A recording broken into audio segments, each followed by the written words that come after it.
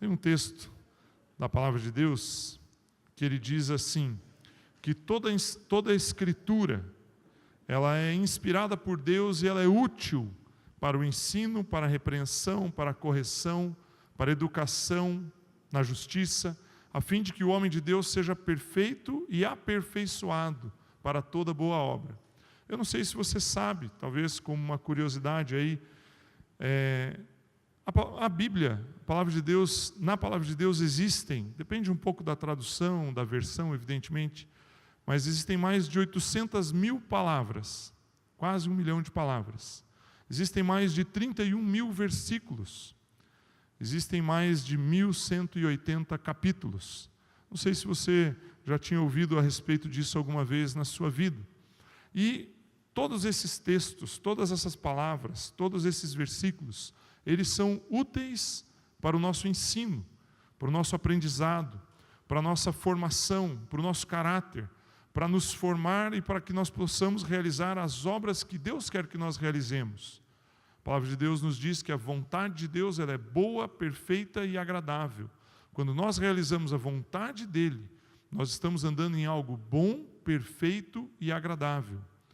Então, se você não tinha consciência de todo esse conteúdo, de toda essa quantidade de textos, saiba que tudo isso é útil para o seu ensino. Mas hoje, particularmente, eu quero ler um texto com vocês que eu creio no meu coração que ele é fundamental.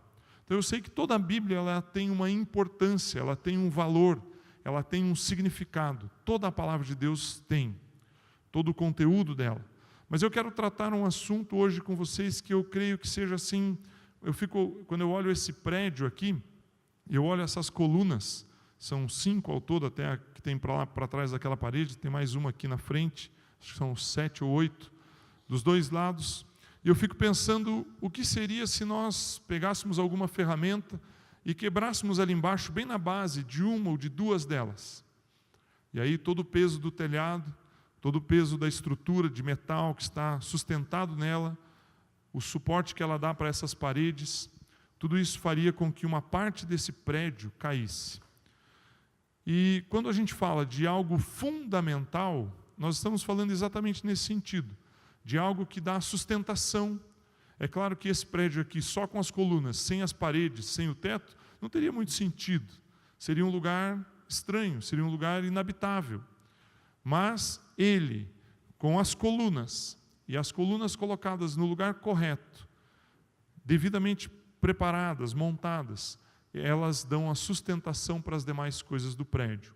E o texto que eu quero ler, o assunto que eu quero abordar com vocês hoje, eu creio, do meu ponto de vista, que é algo fundamental para as nossas vidas, fundamental para a sua vida como cristão, fundamental para a sua vida como família, fundamental para a sua vida como indivíduo, individualmente. Abra sua Bíblia comigo no Evangelho de João, no capítulo 17.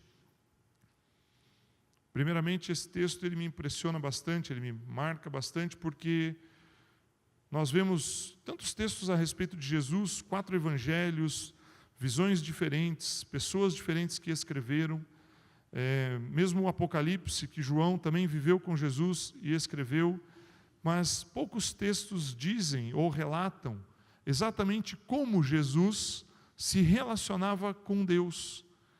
Poucos textos dizem como Jesus orava. E esse texto, esse capítulo especificamente, eu vou pedir aí um pouco de paciência para você, porque eu quero ler o capítulo todo. Ele fala exatamente como Jesus orava, quais eram as palavras.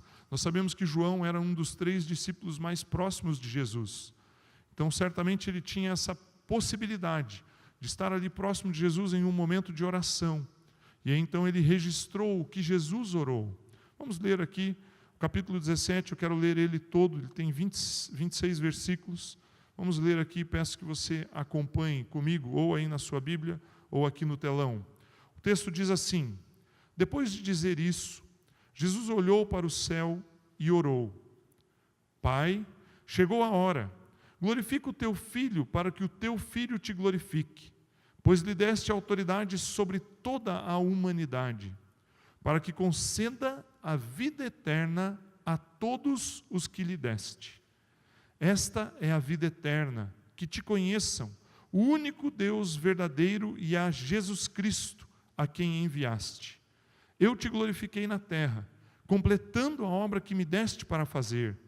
E agora, Pai, glorifica-me junto a ti, com a glória que eu tinha contigo antes que o mundo existisse.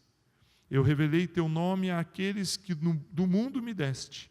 Eles eram teus, tu os deste a mim, e eles têm obedecido a tua palavra. Agora eles sabem que tudo o que me deste vem de ti, pois eu lhes transmiti as palavras que me deste, e eles as aceitaram. Eles conheceram de fato que vim de ti e creram que me enviaste. Eu rogo por eles. Não estou rogando pelo mundo, mas por aqueles que me deste, pois são teus. Tudo o que tenho é teu, e tudo o que tens é meu. E eu tenho sido glorificado por meio deles. Não ficarei mais no mundo, mas eles ainda estão no mundo, e eu vou para ti. Pai Santo, protege-os em teu nome, o nome que me deste, para que sejam um, assim como somos um. Enquanto estava com eles, eu os protegi, e os guardei no nome que me deste. Nenhum deles se perdeu, a não ser aquele que estava destinado à perdição, para que se cumprisse a Escritura. Mas agora eu vou para ti, mas digo estas coisas enquanto ainda estou no mundo, para que eles tenham a plenitude da minha alegria. Dei-lhes a tua palavra, e o mundo os odiou, pois eles não são do mundo, como eu também não sou. Eu não rogo para que os tires do mundo, mas que os protejas do maligno. Eles não são do mundo, como eu também não sou. Santifica-os na verdade, a tua palavra é a verdade.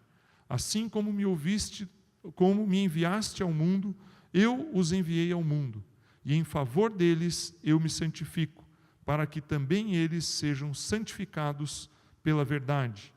A minha oração não é apenas por eles, rogo também por aqueles que crerão em mim, por meio da mensagem deles, para que todos sejam um, Pai, como tu estás em mim e eu em ti, que eles também estejam em nós, para que o mundo creia que tu me enviaste. Dei-lhes a glória que me deste, para que eles sejam um, assim como nós somos um. Eu neles e tu em mim, que eles sejam levados à plena unidade, para que o mundo saiba que tu me enviaste e os amaste como igualmente me amaste. Pai, quero que os que me deste estejam comigo onde eu estou e vejam a minha glória, a glória que me deste porque me amaste antes da criação do mundo. Pai justo, embora o mundo não te conheça, eu te conheço, e estes sabem que me enviaste.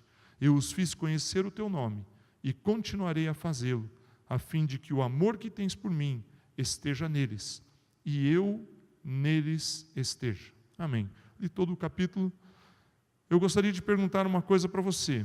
Aonde Jesus Cristo está nesse instante? A palavra de Deus diz que ele está à destra de... E aí o texto aqui que eu li, versículo 23, diz assim, versículo 24. Pai, quero que os que me deste estejam comigo. Aonde você está se você crê em Jesus? Sentado juntamente com aquele onde você está. Se você crê em Jesus, você está em Cristo. Se você está em Cristo, Cristo está onde? À destra do Pai. Se você quer falar com o Pai, você olha para a sua esquerda e Ele está ao seu lado. Ele está junto com você. E por que esse texto, por que essa oração, o que eu quero tirar daqui? Esse texto, na verdade, esse capítulo, nós poderíamos ficar muitas horas discutindo a respeito de todo o conteúdo que ele tem, de todo o significado que ele traz. Afinal de contas, como eu falei, em poucos textos na Bíblia você vai conseguir extrair algo que Jesus Cristo orou. A expressão maior que nós temos, mais conhecida, é o Pai Nosso, que você sabe ali, decor provavelmente, é uma oração que Jesus nos ensinou. Mas aqui Jesus estava orando a meu e ao seu respeito. Eu acho interessante quando ele fala assim, a minha oração, versículo 20, a minha oração não é apenas por eles. Ou seja, eles não estavam orando apenas por aqueles 12, por aquelas pessoas que estavam ali junto com ele. Ele fala, rogo também por aqueles que crerão em mim, por meio da mensagem desses 12 aqui. E se você crê em Jesus, saiba que Jesus Cristo orou por você. Mas de tudo isso que tem aqui dentro desse texto, de todo o conteúdo que tem aqui, existem algumas palavras que trazem um significado muito, muito importante. Jesus, por mais de 10 vezes nesse texto, ele fala assim, que eles sejam um comigo, assim como eu sou um contigo. Jesus fala muito nesse texto, no momento em que ele está orando, no momento em que ele está ali, olhando para o Pai, concentrado em uma oração, ele fala a respeito de unidade. Unidade. E é essa a coluna, é esse o assunto que eu quero tratar com você hoje. É esse o ponto que eu creio que seja central nas nossas vidas, um dos pontos centrais na nossa vida como cristão.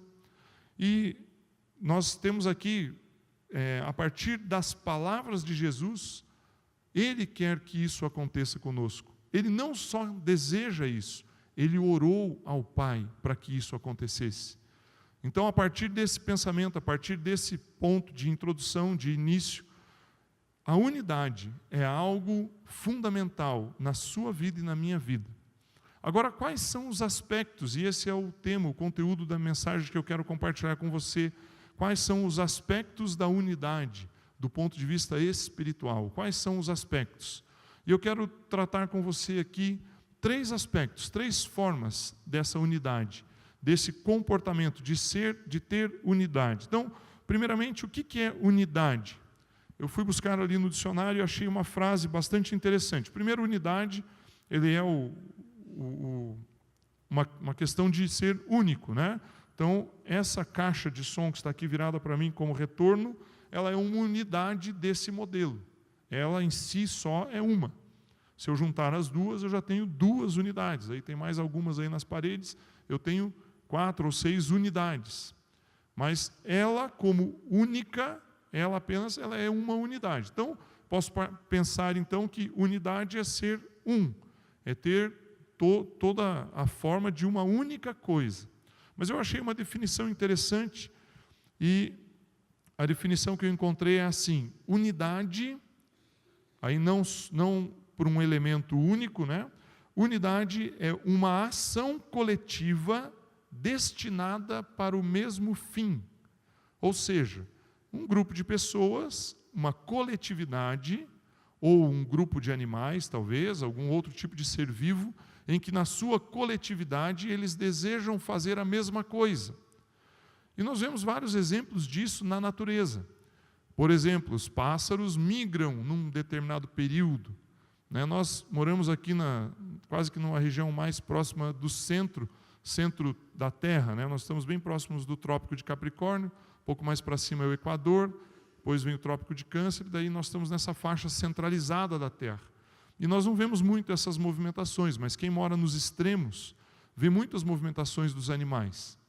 E aí os pássaros, lá nos Estados Unidos, no Canadá, no hemisfério norte, as pessoas têm temporadas de caça em determinados períodos do ano, porque os animais, os pássaros, eles migram, eles saem das regiões mais frias no início do inverno e vêm para as regiões mais ao sul, no caso do hemisfério norte, para buscar um lugar mais quente. E esse movimento coletivo, ele tem um propósito, que é preservar a vida e continuar existindo.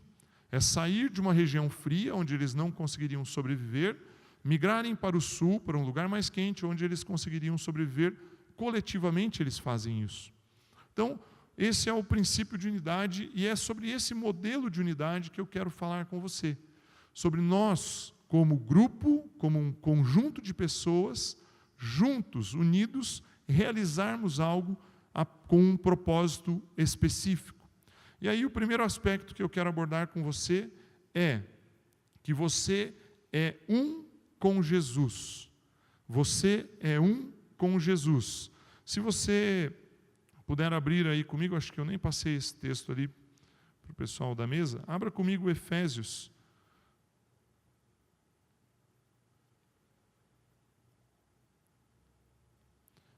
Capítulo 1, verso 3, ele diz assim: Bendito seja o Deus e Pai de nosso Senhor Jesus Cristo, que nos abençoou com todas as bênçãos espirituais nas regiões celestiais em Cristo Jesus. Porque Deus nos escolheu nele antes da criação do mundo, para sermos santos e irrepreensíveis na sua presença. E em amor nos predestinou para sermos adotados como filhos, por meio de Jesus, conforme o bom propósito da sua vontade. Até aqui apenas. Então, você é abençoado com toda sorte de bênçãos espirituais nas regiões celestiais em Cristo Jesus.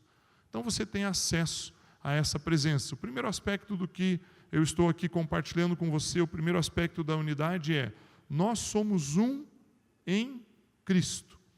Então, tudo aquilo que Jesus Cristo tem, tudo aquilo que Jesus Cristo conquistou, também é algo que você tem direito. É algo que você tem participação. Você é um com Ele. Jesus, ao orar ali em João 17, ele fala: Pai, eu quero que eles sejam um comigo. Você já parou para pensar nisso? Você, um ser humano aqui, nascido aí no final do século XX, talvez alguns aqui, os meninos mais jovens ali atrás, nascidos já no século XXI, tem aí 16, 15, 16 anos que estão ali, estão aí nascidos de 2000, 2001, nós temos o privilégio, a oportunidade de sermos um com Jesus Cristo. Temos a unidade com Ele. E o que isso impacta nas nossas vidas? O fato de nós acessarmos todas as bênçãos espirituais que estão nas regiões celestiais. Porque Jesus Cristo esteve aqui. Pense comigo assim: antes de Jesus vir à terra, foi Deus quem enviou o seu Filho para habitar entre os homens. Então Deus enviou o seu Filho. Jesus estava nos céus, nós sabemos aqui, o próprio texto que eu li, de João 17, fala isso. Jesus fala: olha, me glorifique agora assim como eu estava glorificado quando estava contigo antes da fundação do mundo. É o verso 5, ele diz assim: e agora, Pai, glorifica-me junto a Ti com a glória que eu tinha contigo antes que o mundo existisse. Então Jesus estava com o Pai. E aí então o Pai enviou Jesus ao mundo. E aí nós temos alguém que habitava os céus, andando sobre a terra. E aí Jesus passou 30, 33 anos, 30 e poucos anos aproximadamente, vivendo entre nós aqui, nessa terra. Ele foi morto e ele ressuscitou. Ao ressuscitar, ele viveu ali por alguns dias junto com os outros discípulos, com os demais discípulos, pessoas que o seguiram, e então ele subiu aos céus. E aí então nós temos uma pessoa que andou na terra nos céus. Veja só como é interessante. O movimento de Deus, Ele primeiro enviou o seu Filho, Ele nos deu primeiro o seu Filho, mas depois Ele levou de volta para os céus, Jesus Cristo. E você está nele. Você foi juntamente elevado a essa posição com Ele. Então nós somos um em Cristo. E esse é o primeiro ponto que eu quero que você registre aí e deixe isso claro para você, porque a mesma vida que existe em Jesus, existe em você. A mesma vida que Deus colocou em Jesus Cristo, existe em você. Na verdade, o texto que tem aqui, que Jesus fala, né, versículo 2, capítulo 17, por isso que esse capítulo ele é tão central, tão importante, o verso 2 diz assim: pois lhe deste autoridade sobre toda a humanidade, para que conceda vida eterna a todos os que lhe deste. Deus concedeu a Jesus a autoridade para que Jesus concedesse vida eterna a você. A palavra vida que está aqui, né, o Pio tem nos ensinado bastante isso nas ministrações que ele traz. Tem algumas palavras que são traduzidas do grego, no caso aqui o Novo Testamento foi escrito originalmente em grego, do grego para o português, que elas nos enganam um pouco. Né? A palavra amor é um exemplo. né? A Bíblia tem 3 maneiras, 3 origens do grego para a palavra amor. Tem a palavra eros, que está relacionada a uma atração física, ao desejo sexual que o marido ou a esposa tem pelo marido, o homem pela mulher, a mulher pelo homem. Ela é traduzida para o português como amor. A palavra philos, que é amizade, você ter um companheirismo, ter o amigo, ela também muitas vezes é traduzida como amor. E a palavra ágape, que é o amor incondicional, o amor que Deus manifestou através de Jesus ao enviar o seu Filho. Então nós temos 3 palavras diferentes do grego, mas que são traduzidas de uma mesma forma para o português. E a mesma coisa acontece com a palavra vida. Existe uma palavra que fala a respeito de você ter um fôlego de vida, de você ter nascido, de você vir a existir, mas existe a palavra que é traduzida como vida, que é a palavra zoe, que representa a vida de Deus, a vida que Deus tem nele, que é o que mantém Deus vivo. E essa palavra está lá em João 10:10, quando Jesus fala assim, eu vim para que vocês tenham vida. É essa vida que Jesus transfere a nós. E é a mesma palavra que está aqui, quando o texto diz assim, para que conceda a vida eterna, para que conceda o zoe eterno, a vida eterna, a todos aqueles que foram dados a Jesus. Quem aqui pertence a Jesus? Levante aí a sua mão. Participe um pouco, se mexa um pouco aí nessa noite mais fria um pouco, né? Chovendo. Aqui em Maringá nós somos tão acostumados mais com o calor, dá uma esfriada, a gente já põe um casaco, né? Então você recebeu essa vida eterna. Você já parou para pensar nisso? No momento em que você foi gerado lá no ventre da sua mãe, em que nasceu ali um embriãozinho, minúsculo, milimétrico, e ele foi se desenvolvendo. Naquele instante surgiu vida em você. E aí você nasceu, está aqui presente, né, andando no nosso meio, você cresceu, e aí vai passar um momento em que você vai se desprender, vai se soltar, vai se libertar desse corpo físico. Mas você, a sua alma, nunca irá morrer. Você tem uma vida eterna. O que acontece é que você tem uma janela de tempo para decidir aonde você quer passar a sua eternidade. Mas a vida eterna em Cristo Jesus foi entregue a nós. E nós temos a oportunidade, o privilégio de decidirmos estar nele, em Cristo. Então, meu primeiro ponto é, você é um com Jesus. Jesus derramou sobre você essa vida, uma vida que ela é incriada, ela não foi dado um clique ali e ela começou. Não, ela já existia. E em Cristo ela está em você, através de Cristo ela está em você. Então você é um com Deus, você é um com o Filho, você é um com Jesus. Meu segundo ponto é, você é um com Deus. Abra comigo aí Efésios capítulo 4, o verso 1. O texto diz assim, como prisioneiro no Senhor, rogo-lhes que vivam de maneira digna da vocação que receberam. Sejam completamente humildes e dóceis, e sejam pacientes, suportando uns aos outros com amor. Façam com todo o esforço para conservar a unidade do Espírito pelo vínculo da paz. Pois há um só corpo e um só Espírito, assim como há uma só esperança para o qual vocês foram chamados, é uma só. Há um só Senhor, uma só fé, um só batismo. O verso 6, um só Deus e Pai de todos, que é sobre todos, por meio de todos, e está em todos, e é em todos. Então o primeiro ponto é, você é um com Jesus. O segundo ponto é, você é um com Deus. Nós como nós nascemos da natureza humana, e Adão lá no Éden, ele se afastou de Deus, ele desobedeceu a Deus, ele virou as costas para Deus, e o homem se afastou então da presença de Deus, e o primeiro homem, a Bíblia chama Adão de primeiro homem, e chama Jesus Cristo, coloca Jesus Cristo como sendo o segundo homem, como aquele que restabeleceu a comunhão com Deus. Então, como nós somos descendência de Adão, estamos separados de Deus. Mas, como eu falei antes, quando nós passamos a ser um com Jesus, então nesse momento, nós também somos um com o Pai. E eu falei no começo aqui que você, por estar em Jesus, você pode olhar para a sua esquerda e você pode olhar e virar para Deus e chamá-lo de Pai. Como é interessante quando eu olho ali a oração de João 17 e a gente vê Jesus ao iniciar a oração, né? O texto fala ali, depois de dizer isso, Jesus olhou para o céu e orou. E a primeira palavra que Jesus falou na sua oração foi Pai. Jesus deve ter dito Abba. Né? A palavra Abba significa Pai. Você hoje está na casa do Pai. Você está na sua casa.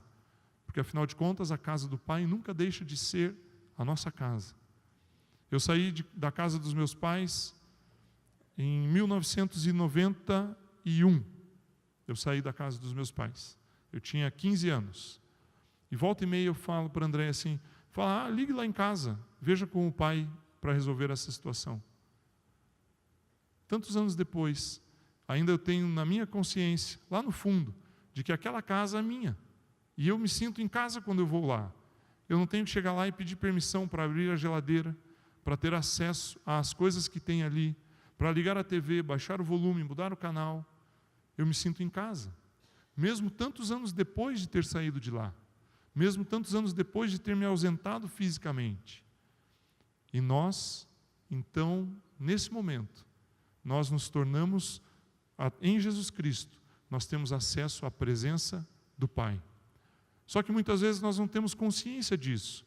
Não temos consciência de que nós somos um com o Pai.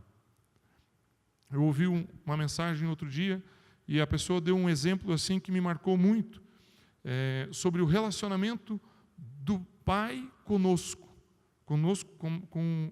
de nós como filhos.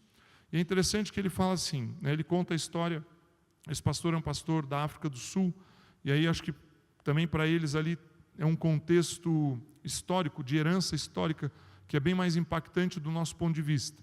Ele fala na mensagem, eu quero fazer o mesmo exercício aqui com você, para que você imagine que nós estivéssemos ali no século XVII, mais ou menos, nos anos 1800, talvez no século XVI, um pouco antes ainda. E naquela época, na África, naqueles países ali, as pessoas moravam naquela região, e vamos pensar num fazendeiro naquela região, um homem lá com a sua propriedade, e ele não tinha filhos, então ele se casa, e aí após algum tempo a sua mulher engravida, e nasce um menino, nasce um filho, um homem. E aquele fazendeiro começa a fazer alguns planos, alguns projetos, começa a programar algumas coisas que ele gostaria de fazer com o seu filho. E aí o tempo passa, o menino cresce, ele se torna ali um jovem, um adolescente, e ele começa a ensinar o seu filho, evidentemente naquela época, hoje já são alguns países já não tem escola, você imagina naquela época. E ele começa a ensinar o seu filho na sua própria casa, e começa a ensinar o seu ofício, e começa a se alegrar com aquilo que o filho faz. Mas passam-se alguns anos, o seu filho se torna um jovem, ele já está envelhecendo, e aí vem um navio de escravos para aquele país. Vem lá um colonizador, uma pessoa que vai lá e busca jovens, fortes, saudáveis, vigorosos, para prendê-los, capturá-los e levá-los para um outro continente, longe dali, para torná-los escravos. E aí aqueles homens encontram aquela família, olham para o pai e falam, não, esse está muito velho, não vale a pena levá-lo, vamos levar o filho. E aí então eles aprisionam aquele jovem e levam ele para um outro país. Naquele outro país, eles colocam esse menino numa praça, num lugar, ele é vendido como um escravo. E ele é posto ali numa fazenda, um proprietário de uma outra fazenda o compra também. É engraçado, né? Era o ofício que ele tinha, mas ele era dono, ele era livre. E aí então ele passa como escravo a ter que exercer o mesmo trabalho, mas aí não mais na condição de filho. E aí então, nesse exemplo, isso mostra claramente o que aconteceu conosco. Quando porque Adão se afastou de Deus, nós nascemos como filhos de Deus, porque aquele senhor de escravos, aquele fazendeiro no outro continente, ele nunca vai ser o pai daquele jovem. Ele vai ser a pessoa que manda nele, mas não o pai. Mas o seu pai, que está lá na África, lá num continente distante, ele continua sendo o pai dele. Vamos dizer que esse pai ele consiga se organizar, preparar uma cruzada, ir até o país onde o seu filho está e vai retirá-lo de lá. Foi isso que Deus fez conosco. Deus enviou a Jesus Cristo para nos libertar da escravidão e nos retirou deste lugar. Então, é isso que nós temos. Hoje nós voltamos para a casa do nosso pai. Nós novamente estamos ali, naquela propriedade. A parábola do filho pródigo conta exatamente isso. Partindo do ponto de vista do filho que se afastou. Partindo do ponto de vista de Adão, que se afastou de Deus. Mas Deus sempre com os braços abertos para recebê-lo. E hoje você é um com o Pai. Hoje você saiu do ambiente da escravidão. Hoje o pecado não pode mais te prender. Hoje os seus vícios, eles não podem mais te prender. Você pode abrir mão deles, porque você está livre. Você vive como um com o Pai. E o terceiro aspecto desse contexto de unidade, de estarmos juntos, de estarmos ligados, é a comunhão, é a unidade com um irmão. Então nós somos um com Jesus, somos um com o Pai. E o texto aqui diz, esse texto que eu li por último de Efésios, capítulo 4, ele diz assim: como prisioneiro no Senhor, verso 1, rogo-lhes que vivam de maneira digna da vocação que receberam, sejam completamente humildes e dóceis, sejam pacientes, suportando uns aos outros com amor, façam todo esforço para conservar a unidade do Espírito pelo vínculo da paz. O Espírito Santo está em nós, e o Espírito Santo nos leva a termos comunhão uns com os outros. E esse é o ponto mais importante, talvez, de nós tratarmos quando nós falamos de unidade. A unidade aqui, minha com você, sua com quem está aí ao seu lado. Por isso que antes de nós nos assentarmos, eu pedi para que você, ao cumprimentar as pessoas, você declarasse: nós somos um. Nós somos um. Nós somos. Você é um com aquele que está ao seu lado. Você representa um único corpo com aquele que está ao seu lado. E é um pouco sobre isso que eu quero discorrer aqui nesse momento. É interessante como Paulo, vamos abrir aqui comigo, 1 Coríntios capítulo 12, verso 12. É interessante como Paulo faz essa associação, essa relação do corpo humano, do corpo físico, faz essa associação do nosso corpo com o corpo de Cristo. Se nós entendemos que Jesus Cristo é o cabeça da igreja, Ele está sobre todas as coisas, e nós somos o corpo da igreja, então nós começamos a ter a mesma relação do corpo físico e a igreja ter essa mesma relação em relação a Deus. Vamos ler aqui, eu quero ler um texto, talvez um pouco longo, mas eu gostaria que você acompanhasse comigo. 1 Coríntios 12, 12 diz assim: ora, assim como o corpo é uma unidade, embora tenha muitos membros, e todos os membros, mesmo sendo muitos, formam um só corpo, assim também com respeito a Cristo. Pois em um só corpo todos nós fomos batizados. Batizado aqui é ser imerso, é ser mergulhado. Então todos nós fomos mergulhados em Cristo, em um único Espírito também, quer judeus, quer gregos, quer escravos, quer livres, e a todos nós foi dado beber de um único Espírito. O corpo não é feito de um só membro, mas de muitos. Se o pé disser, porque não sou mão, não pertenço ao corpo, nem por isso deixa de fazer parte do corpo. E se o ouvido disser, porque não sou olho, não pertenço ao corpo, nem por isso deixa de fazer parte do corpo. Se todo o corpo fosse olho, onde estaria a audição? Se todo o corpo fosse ouvido, onde estaria o olfato? De fato, Deus dispôs cada um dos membros do corpo, segundo a sua vontade. Se todos fossem um só membro, onde estaria o corpo? Assim, há muitos membros, mas um só corpo. O olho não pode dizer à mão, não preciso de você, nem a cabeça pode dizer aos pés, não preciso de vocês. Ao contrário, os membros do corpo que parecem mais fracos são indispensáveis. E os membros que pensamos serem menos honrosos, tratamos com especial honra. E os membros que em nós são indecorosos, são tratados com decoro especial. Enquanto os que em nós são decorosos, não precisam ser tratados de maneira especial, mas Deus estruturou o corpo, dando maior honra aos membros que dela tinham falta, a fim de que não haja divisão no corpo, mas sim que todos os membros tenham igual cuidado uns pelos outros. Quando um membro sofre, todos os outros sofrem com ele. Quando um membro é honrado, todos os outros se alegram com ele. Ora, vocês são o corpo de Cristo, e cada um de vocês individualmente é membro desse corpo. Assim na igreja, Deus estabeleceu, e aí ele segue trazendo aqui os 5 ministérios. Eu gostaria que você fixasse aí a sua mente no versículo 26, quando ele diz assim: quando um membro sofre, todos os outros sofrem com ele. Quando um membro é honrado, todos os outros se alegram com ele. E o 27, ora, vocês são o corpo de Cristo, e cada um de vocês individualmente é membro desse corpo. É interessante porque quando nós olhamos fisicamente o nosso corpo, ele tem uma interdependência. Nós somos interdependentes.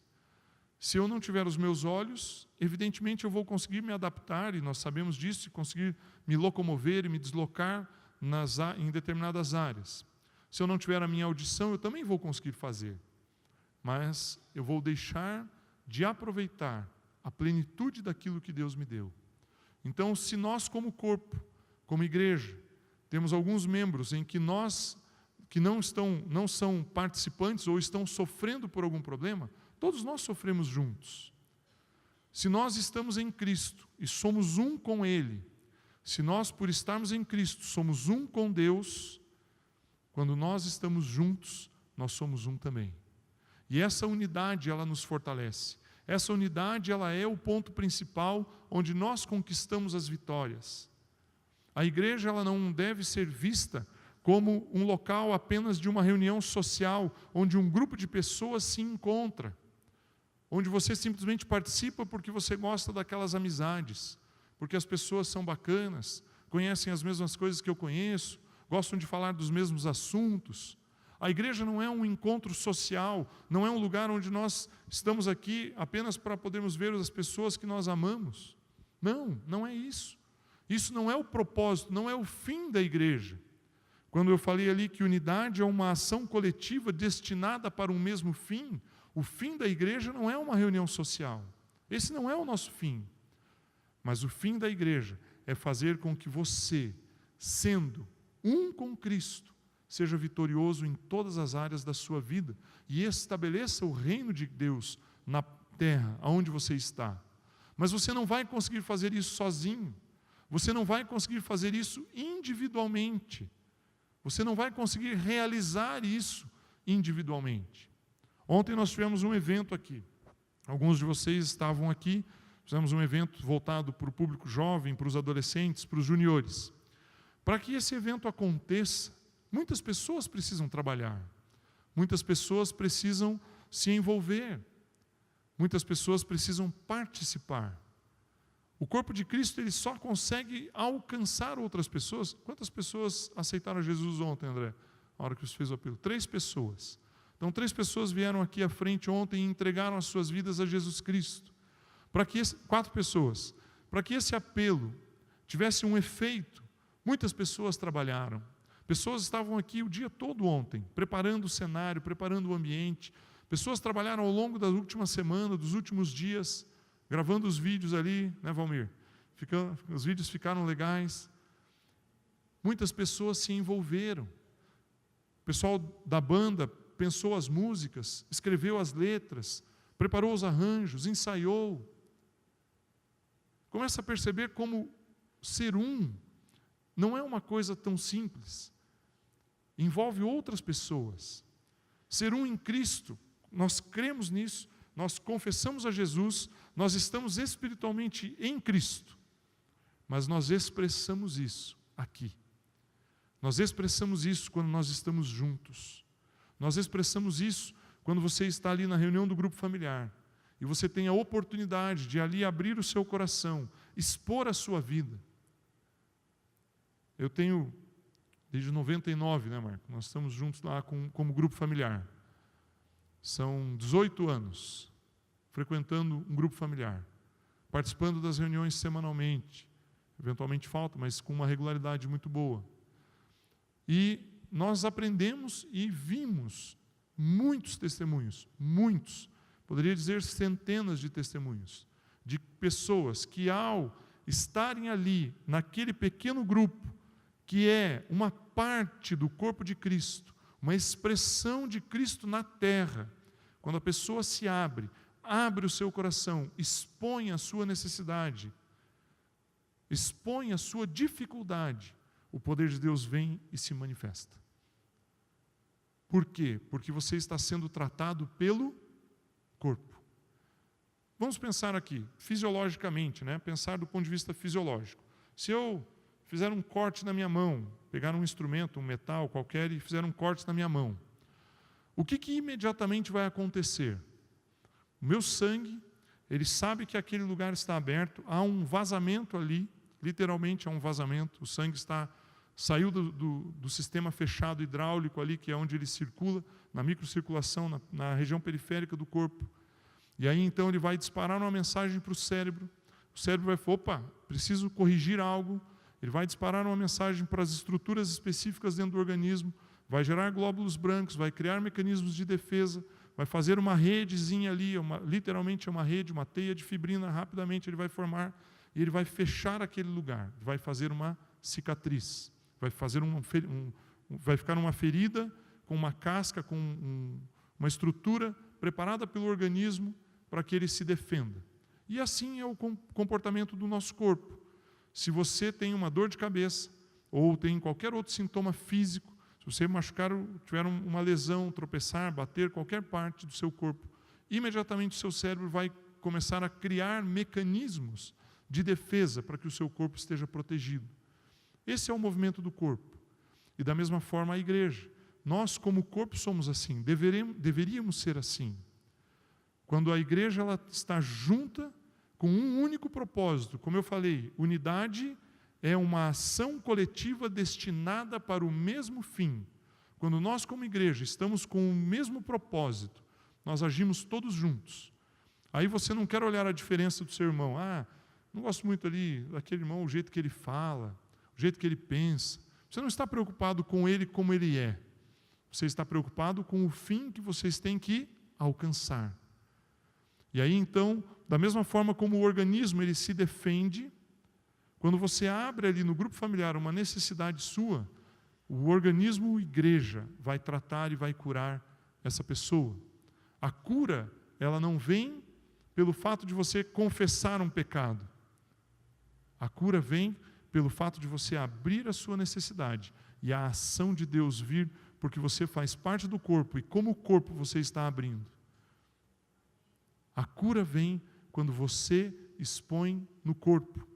Quando nós somos com um único propósito, e as pessoas que estão ali em volta têm o objetivo, o desejo de abençoarem aquele grupo, aquelas pessoas.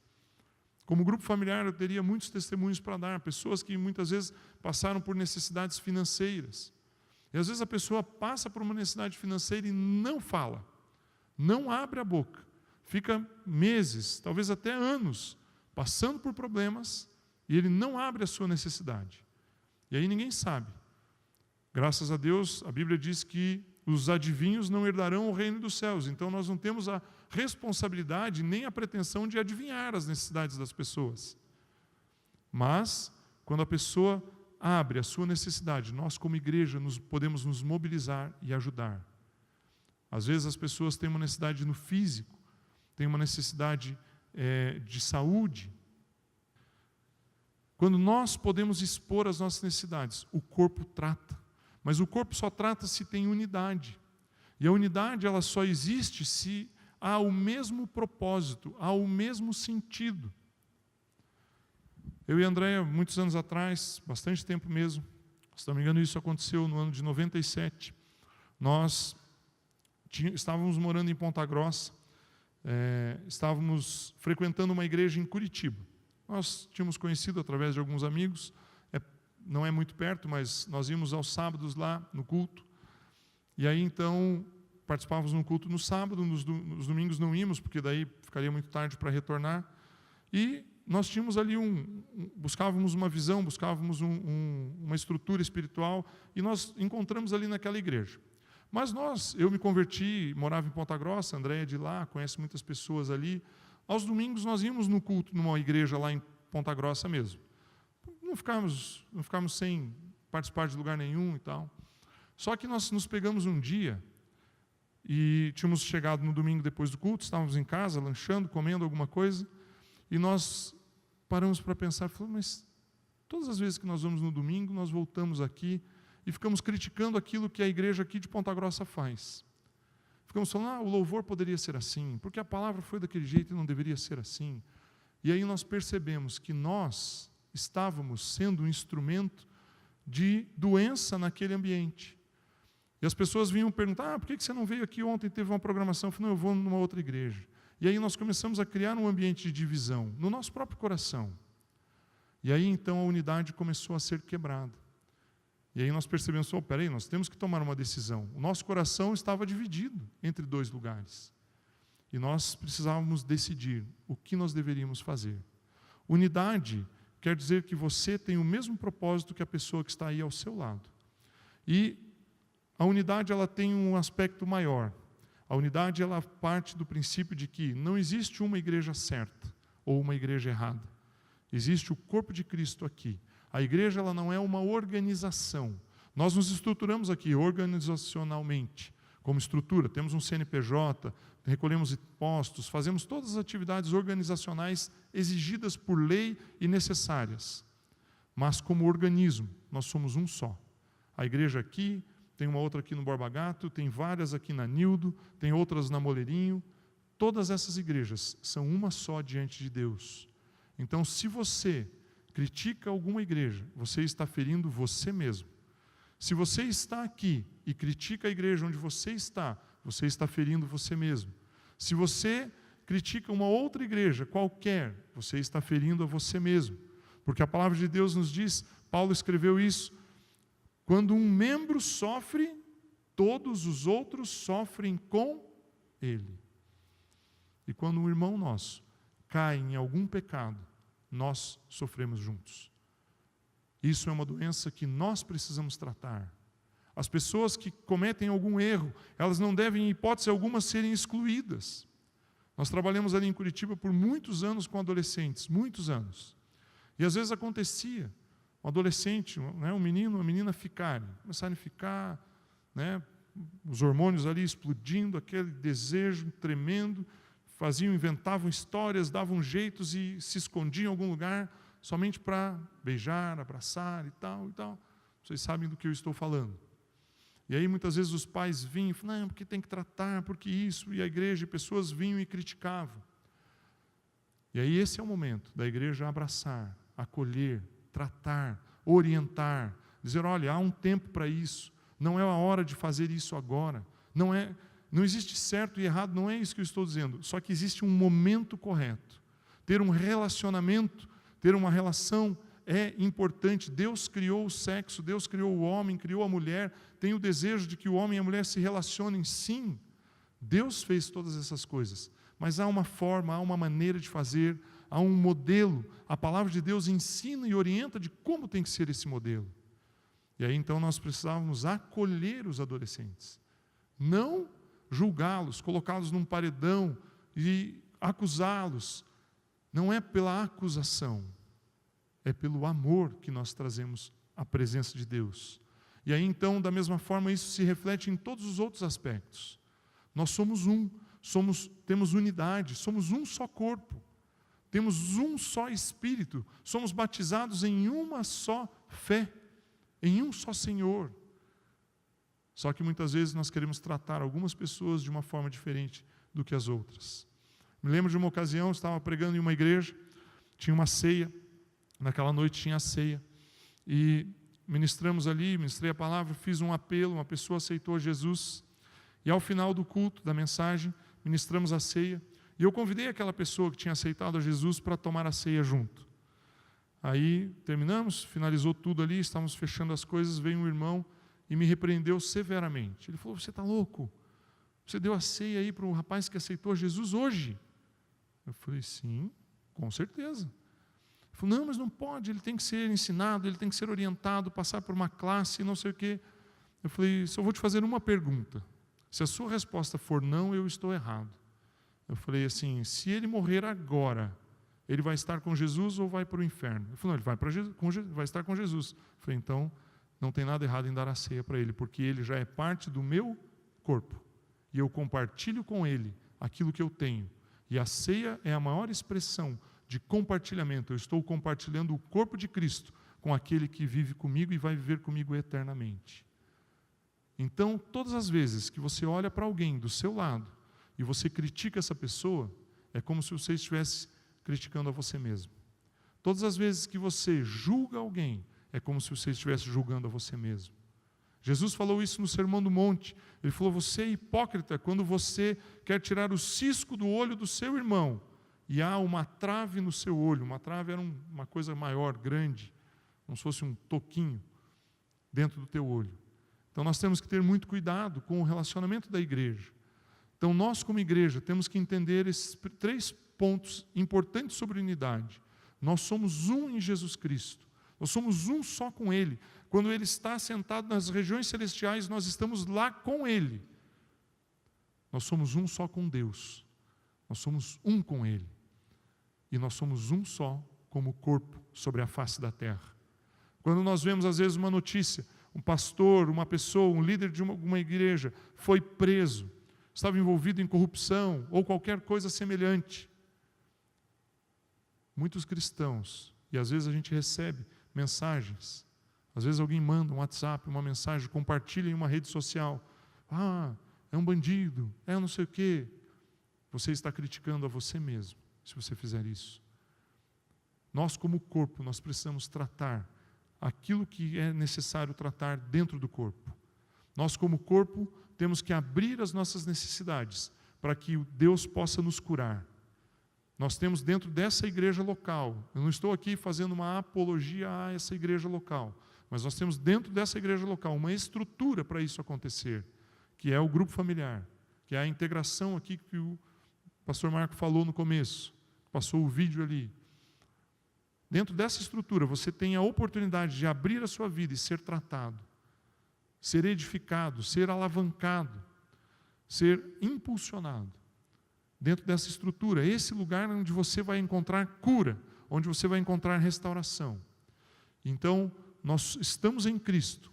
Por estarmos em Cristo, temos comunhão com o Pai, temos ousadia de entrar na sala do trono, falar com Deus, assim como Jesus Cristo olhou para os céus e orou e disse, Pai, você pode fazer a mesma coisa. Você pode olhar para os céus, olhar para Deus e falar, Pai, o Senhor é o meu Pai. E abrir a sua vida. E Deus ele vai te responder. Agora eu tenho certeza absoluta que a grande maioria das vezes a resposta de Deus será através de outra pessoa. Será através de alguém que está do seu lado. Será talvez através de uma mensagem. Será talvez através de alguém que vai te dar um abraço. Deus vai responder às suas orações através de pessoas. Porque Deus usa pessoas para abençoar pessoas. Deus usa pessoas para abençoar pessoas.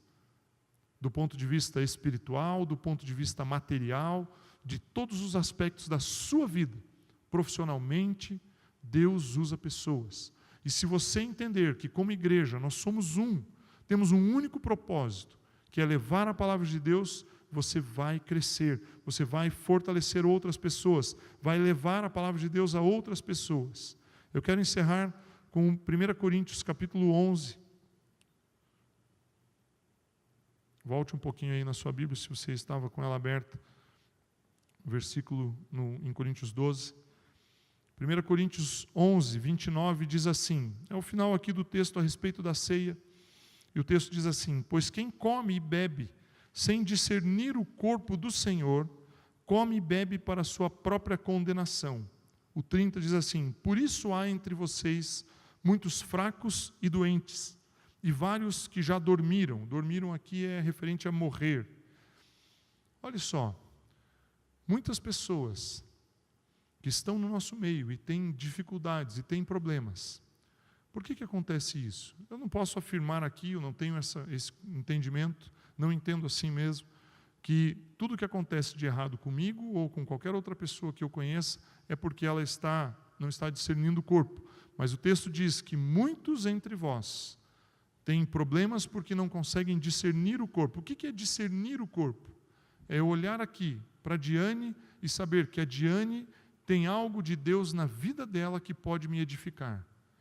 E eu saber respeitá-la, declarar o poder de Deus sobre a vida dela, honrar a vida dela, porque ela está assentada com Cristo nas regiões celestiais, porque ela tem o Espírito Santo de Deus na vida dela. Assim como qualquer outro de vocês aqui, o Eduardo, o Reginaldo, eu olhar para vocês e saber que o Espírito de Deus habita em vocês, é saber que o poder de Deus está em vocês. Isso é discernir o corpo. É eu, naquele momento, foi o que aconteceu comigo, naquele momento em que o jovem aceitou Jesus e eu entreguei a ceia para ele. Eu discerni que ele era parte da minha vida, que um dia eu vou estar junto com ele. Não sei quem é, não me lembro do nome, talvez nunca mais tenha visto ele na minha vida, mas eu sei que eu vou passar a eternidade com ele. É discernir isso. É discernir que quem está sentado ao meu lado é tão importante quanto qualquer outra pessoa que aceitou a Jesus Cristo e participa do corpo de Cristo. Isso é discernir o corpo. É saber que quem está aqui falando não é mais importante do que quem está aí ouvindo. É saber que quem está aqui tocando ou ministrando louvor não é mais importante do que quem está aí sentado e recebendo a ministração e adorando ao Senhor aí. É saber que o corpo, ele é único, ele é um só. É saber que um irmão que frequenta uma outra igreja e que tem uma outra maneira de abordar as pessoas é também parte do corpo de Cristo. É amar essas pessoas, é amar aquilo que Deus criou. Isso é unidade, isso é ser um, isso é ter o comportamento de unidade. E através da unidade nós temos a vitória. A palavra de Deus diz assim, que tudo é possível àquele que crê, e todas as coisas eu posso naquele que me... Quem é que nos fortalece? Cristo. Nós estamos assentados aonde? Nas regiões celestiais, com Cristo. Por isso nós podemos tudo. Mas se você quiser fazer isso sozinho, você não vai conseguir. Porque sozinho nós não conseguimos nada. Sozinho nós não alcançamos vitória. Se nós pegássemos, eu não registrei aqui, mas se nós pegássemos todas as epístolas de Paulo, eu não posso te afirmar que 100% delas, mas a grande maioria delas, ele termina, no final da carta, agradecendo a pessoas por aquilo que eles fizeram por ele. Por aquilo que eles fizeram por ele. Porque ele sabia que ele não poderia implantar o reino de Deus sozinho. Ele sabia que ele não tinha capacidade. Olha, folhei aqui aleatoriamente. Está em Coríntios 16, verso 17. Diz assim: alegrei-me com a vinda de Estéfanas, Fortunato e Acaico, porque eles supriram o que estava faltando da parte de vocês. Eles trouxeram alívio ao meu espírito. Paulo escrevendo. Peguei ali, passei umas folhas da Bíblia e achei o texto. Paulo tinha uma consciência profunda da importância do corpo. Usufrua do corpo de Cristo. Usufrua da liderança que foi colocada sobre a sua vida, da integração, ou se você está na integração, ou do seu grupo familiar. Usufrua desses benefícios. Usufrua da visão que Deus colocou a essa igreja e se beneficie dela. Porque você faz parte desse corpo. Você faz parte desse corpo local. Saiba que existem muitas coisas que você pode fazer. E o corpo ele tem muitos aspectos. A mão ela é importante. O ouvido, a orelha é importante. Todos os nossos membros do nosso corpo é importante. Eu dei um exemplo aqui, falei sobre escravidão. Você sabe como que o senhor dos escravos ele fazia para prender os escravos e mantê-los mais tempo dentro da sua estrutura? Quando o escravo começava a tentar fugir, a maneira mais simples que ele fazia para resolver isso, ele pegava o escravo e cortava o dedão do pé, nos 2 pés. Sabe por quê? Ninguém consegue correr sem ter o dedão. Muito simples. você não consegue correr. O escravo que fugia uma vez, duas, três, ele ia lá, buscava de volta. Na segunda vez que ele fugia, ele cortava o dedão. Porque você consegue ficar em pé, você consegue trabalhar, você consegue fazer todas as outras coisas. Correr não dá. Então você sem o dedão não pode ser atleta, não pode correr. E o escravo ficava preso por não ter o dedão. Um membro tão pequeno, uma parte tão pequena do corpo, só que tão importante, tão fundamental para o propósito que ele tinha. Então, nós, como corpo, temos que olhar para o nosso irmão e dar o valor que ele recebe, que ele merece. Não importa se ele se converteu hoje, ontem, semana passada, mês passado. Não importa se é uma pessoa que tem muitos anos no ministério, atuando, exercendo uma atividade. Deus olha para todos nós da mesma forma. Ele nos ama por igual, de maneira igual. E nós, como corpo, somos uma única pessoa. Nos movemos sobre a terra, nós somos a expressão de Deus na terra. A palavra de Deus, em Isaías, tem uma promessa que diz que de Sião, da igreja, vai sair a lei que irá governar. Muitas pessoas recorrem à igreja para buscar orientação. A igreja é um lugar de tratamento de pessoas. Pessoas vêm para a igreja e são restauradas na sua vida familiar, na sua vida física, na sua vida financeira, talvez em problemas psicológicos, psiquiátricos. A igreja é um lugar de tratamento, de cura. Mas essa igreja ela tem que estar unida nesse propósito. Tem que estar junta, tem que estar consciente de que ela tem esse poder. Não por ela só, mas porque ela está em Cristo. E por estar em Cristo, somos um com o Pai. Somos um com o Pai. Temos o poder de Deus sobre as nossas vidas. Nós somos um. Você é um com quem está aí com você, ao seu lado. Não importa se é o esposo, se é a esposa, se é o irmão, se é um amigo, você é um. É um porque você tem a mesma fé, porque você crê da mesma maneira, porque você representa a presença de Deus neste lugar. Deus está aqui, não por minha causa apenas, não porque tem músicas que são tocadas aqui, tem instrumentos. Deus está aqui porque você está aqui e porque você está em Cristo. E aonde você está, Cristo está. E nessa unidade, nesse espírito de unidade, é que nós devemos andar. É que nós devemos olhar para o outro, respeitar o outro, honrar o outro, abençoar a vida do outro. Toda vez que você fala mal de algum irmão, você está ferindo você mesmo. Tenha consciência disso. Gostaria de chamar a equipe de louvor, quero finalizar. Tenha consciência de que nós somos um. Deus enviou o seu representante a essa terra, Jesus Cristo. Deus enviou Jesus a nós. Ele veio aqui, morreu por nós, sacrificou a sua vida, entregou a sua vida por nós. Ele se fez carne por nós. Deus o ressuscitou dos céus, da morte, o elevou aos céus. Mas Deus não se contentou apenas com isso que Jesus fez. Deus, Ele queria que eu e você estivéssemos com Ele, junto com Ele, próximo dEle, em unidade com Ele. Então, todas as vezes que nós agimos juntos, nós estamos agindo como Deus quer. Lembre-se disso. Lembre-se do que Jesus Cristo orou. Pai, quero que os que me deste estejam comigo onde eu estou e vejam a minha glória, a glória que o Senhor me deu, porque o Senhor me amou antes da criação do mundo. Pai, embora o mundo não te conheça, eu te conheço, e eles sabem que o Senhor me enviou.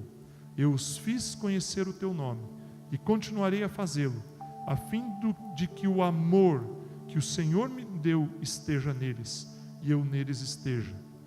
Jesus Cristo desejou que o amor que Deus colocou em Jesus, ele esteja sobre a sua vida. Deus, Ele te ama na mesma medida que Ele amou Jesus Cristo. Deus, Ele te ama da mesma forma. Pare de olhar para as pessoas, pare de olhar para os outros e achar que você é inferior. Pare de olhar para Deus e falar: Deus, por que o Senhor só responde a oração do outro, não responde a minha? Por que o Senhor não me ouve? Por que o Senhor não tem me dado nada? Deus tem te dado muito. Deus tem te dado irmãos, tem te dado pessoas para orarem por você, para se preocuparem com você, para manifestarem o amor dEle por você. Eu não sei o quanto você sofreu ao longo da sua vida. Eu não sei quais foram as dificuldades que você passou, que você enfrentou. O amor de Deus está em você. Eu não sei quais são as lutas que você vive hoje. Talvez você ainda esteja escravizado. Talvez a pornografia, o sexo ilícito. Talvez algo que começou lá na sua infância, lá na sua adolescência. Talvez algum vício. Talvez as drogas. Talvez o cigarro. Talvez algo que tenha te escravizado. Saiba de uma coisa: você aceitou Jesus, Ele ama você. Deus ama você e Ele te aceita como você é. Mas talvez você não esteja feliz com a forma como você está vivendo. Saiba que Ele ama você do mesmo jeito. Pare de olhar para as coisas e para as pessoas e se achar inferiorizado. Saiba que você está assentado com Cristo nas regiões celestiais. Saiba que a vitória está na sua mão. Mas tenha consciência de uma coisa: essa vitória vai ser entregue quando você, junto com o seu irmão que está aí do seu lado, vocês lutarem juntos. Aí você vai alcançar a vitória. O pastor Marco Aurélio ministrou aqui o momento de libertação.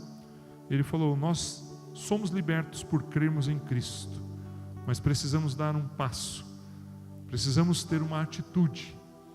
Da mesma forma, o corpo de Cristo, ele só vai ser vitorioso se nós reconhecermos nos outros o poder de Deus e nos juntarmos e nos abraçarmos.